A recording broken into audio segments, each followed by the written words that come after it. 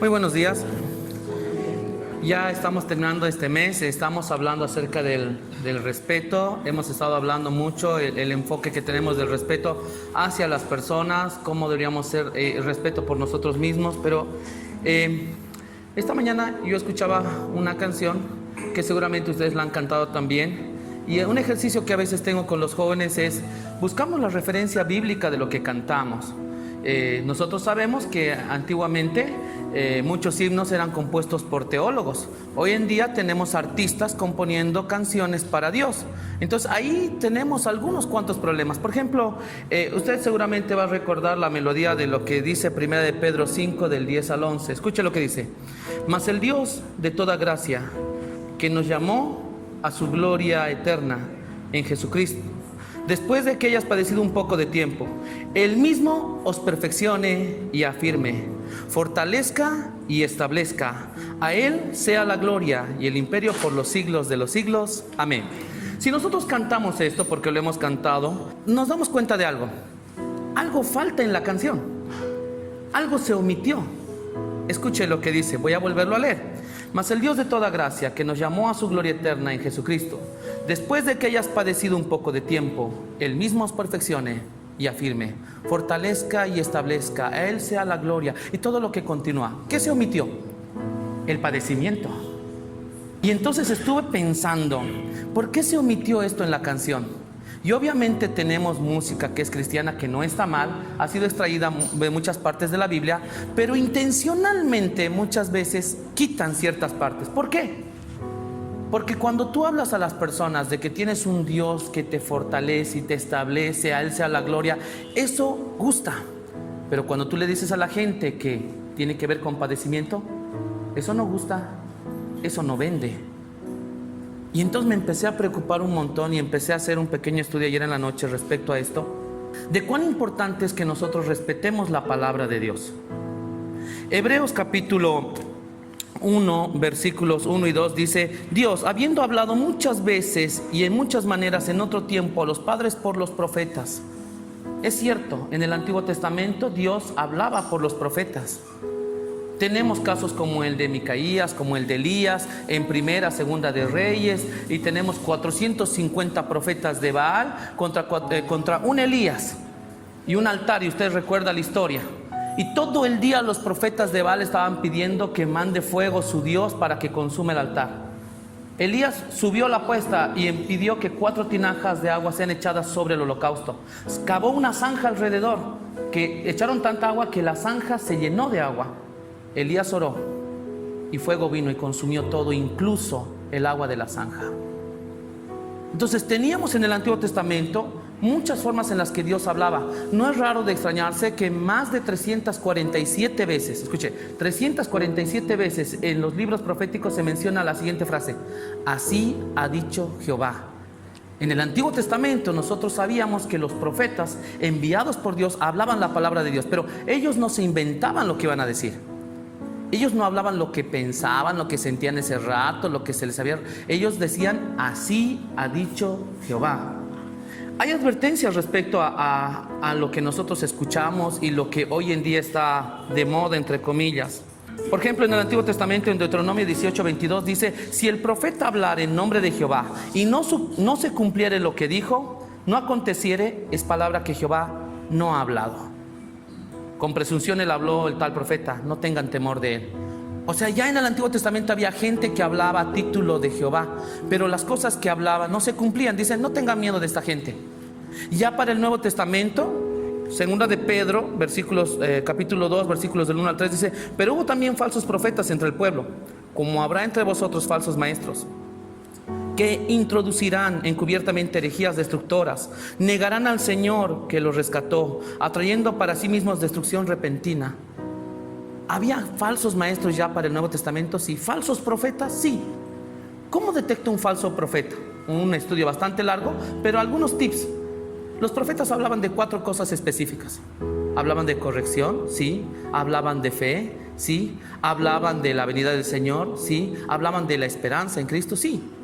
Cuando un profeta se atribuía otras cosas, como por ejemplo hablar de dinero, eso no encajaba. No hay ningún profeta en el Antiguo Testamento que estaba prometiendo plata o estaba hablando de negocios espirituales o trueques o pactos con Dios. No hay eso, no existe. Tal vez por eso Lucas capítulo 16 versículo 16 dice: la ley y los profetas eran hasta Juan. Me encanta este versículo, escucha lo que dice: la ley y los profetas eran hasta Juan. Hasta Juan. Escuche lo que dice Hebreos capítulo 1 que hemos leído hace rato, versículos 1 y 2. Dice: en estos postreros días, versículo 2 de Hebreos capítulo 1, nos ha hablado por el Hijo. Nos ha hablado por el Hijo. ¿Eso quiere decir que profetas como tal ya no hay? No. Tenemos evidencia bíblica de que profetas como tal en el Antiguo Testamento que decían lo que iba a suceder, ya no hay. Los profetas eran hasta Juan. Ahora, ¿por qué quiero dejar esto en claro? Porque hoy en día, según primera de Juan, por ejemplo, primera de Juan, capítulo 4, versículo 1, dice que hay actualmente falsos profetas. Es más, en Mateo 7, 21 y 22 dice: no todo el que me dice Señor, Señor entrará en el reino de los cielos, sino el que hace la voluntad de mi Padre que está en los cielos, dice Jesús. Muchos me dirán en aquel día, escuche: Señor, ¿no profetizamos en tu nombre, y en tu nombre echamos fuera demonios, y en tu nombre hicimos muchos milagros? Entonces os declararé: nunca os conocí, apartaos de mí, hacedores de maldad. Actualmente podemos ver gente que se pone un título como de profeta, hablando de otra cosa que ni siquiera los profetas hablaban. Sí, Jesús instituyó apóstoles y profetas, y esto es algo que algunos dicen es una controversia. ¿Cómo me dices que no hay profetas? Y aquí en Efesios capítulo 4 versículos 11 y 12 dice: Él mismo constituyó a algunos apóstoles, a otros profetas, a otros evangelistas, a otros pastores y maestros, a fin de perfeccionar a los santos para la obra del ministerio. Otra cosa interesante de los profetas, si alguien quiere hablar de profetas, el profeta estaba para perfeccionar a los santos para la obra del ministerio. No estaba para venir a decirte: Dios me ha dicho que esta es la voluntad para tu vida, porque el profeta no estaba para eso. En el Nuevo Testamento, lo interesante de la connotación de la palabra profeta es que había gente que la interpretación bíblica tenía que ser aclarada, tenía que ser dicha. O sea, la actividad profética tenía que ver con lo que ha dicho Jehová, quiere decir esto, y eso le explicaban al pueblo. Esa actividad, y esto es bueno aclararlo, ¿es necesario hoy en día? Sí. En pocas palabras, ¿la actividad profética es correcta? Sí. Necesitamos gente que nos aclare lo que dice la palabra de Dios. Pero lo que dice la palabra de Dios, no lo que él se soñó, no lo que él piensa, no lo que él siente. Porque si no, vamos a entrar en una confusión, vamos a caer en un evangelio tan emocional, tan mágico, que nos podemos dejar arrastrar y podemos desviarnos de la verdad. Para terminar, tengo un versículo más que está en 2 de Pedro capítulo 1 versículos 18 y 20. Si alguien sabe sobre emociones, si alguien sabe sobre sentimientos, ese es Pedro. Pedro, Santiago y Juan estaban en el monte junto con Jesús cuando ocurrió la transfiguración, un hecho entre comillas sobrenatural. Esa palabra está muy de moda hoy en día. Entonces, este hecho que voy a leer es sobrenatural. Escuchen lo que dice Pedro sobre lo que sucedió. Cuando escribe la carta, Pedro dice: y nosotros oímos esta voz enviada del cielo cuando estábamos juntamente con él en el monte santo, o sea, en la transfiguración. Ahora escuchen lo que dice el versículo 19: tenemos también la palabra profética más segura, la cual hacéis bien en estar atentos como una antorcha que alumbra en un lugar oscuro. Pedro dice: sí, hubo un tiempo donde escuchamos la voz de Dios audible, estuvimos ahí en la transfiguración y Dios habló. Pero hoy en día, hermanos, dice Pedro, tenemos la palabra profética más segura. O sea, la palabra de Dios está completa. Yo no necesito escuchar a una persona que venga y me diga: Dios me ha revelado algo. Si le ha revelado algo, debe estar en la palabra de Dios. Tiene que estar ahí, porque si no, desechemos la Biblia y dediquémonos a escuchar personas que nos vienen a decir cosas bonitas sobre nuestro futuro. Porque la gente piensa que un profeta te va a decir lo que te va a suceder, cuando la Biblia dice otra cosa. Cada día tiene su propio afán. En Santiago capítulo 4 versículos 13 al 17 dice: ustedes no saben lo que va a pasar el día de mañana, por lo cual deberían decir: si Dios quiere. Entonces el problema que tenemos hoy en día es que hay gente que prefiere escuchar un artista, prefiere escuchar una nueva revelación, lo que Dios me dijo, lo que yo siento en este momento. Yo siento que Dios me está diciendo esto.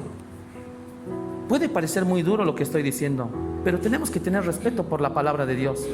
Es la palabra profética más segura. Si yo quiero algo para mi vida, instrucciones para mi vida, cómo criar a mis hijos, cómo lidiar con mi hijo adolescente, cómo tratar a mi esposo, cómo restaurar mi hogar, cómo cuidar mi pureza, está en la palabra de Dios. Cómo manejar mi dinero, está en la palabra de Dios. Yo creo que hoy en día le hemos perdido el respeto a la palabra de Dios. La tenemos para abrirle el domingo, la tenemos cuando alguien dice saque su Biblia y la desempolvamos. Pero creo que es muy importante volver a respetar y darle el estatus que la palabra de Dios tiene. Es la guía. ¿Con qué limpiará el joven su camino? Guardando tu palabra. En mi corazón he guardado tus dichos para no pecar contra ti. Es su palabra. Debemos respetarla. Es la palabra profética más segura. Vamos a orar. Señor, queremos agradecerte porque siempre recordamos, aprendemos cosas nuevas de tu palabra, Señor. Es tu palabra la que nos tiene que guiar. Cuídanos, Señor, en este tiempo de escuchar, Señor, otra voz que no sea la tuya. Tu voz viene a través de tu palabra, Señor. Ayúdanos, cuídanos de esto, Señor. En estos tiempos donde mucha gente sueña o siente cosas, Señor, que nosotros volvamos a aferrarnos a lo que tu palabra dice. Es suficiente para nuestra vida. Guíanos, en el nombre de Jesús te lo pedimos. Amén.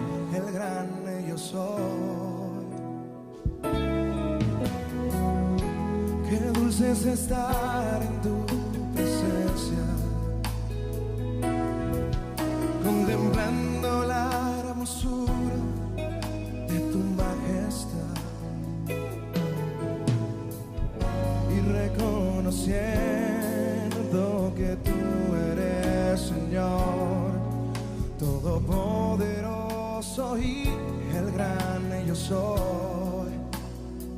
Dile. Santo,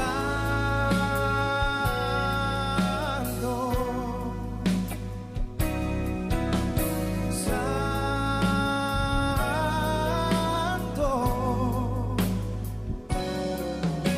mi corazón se une a la melodía angelical. Dilo de nuevo.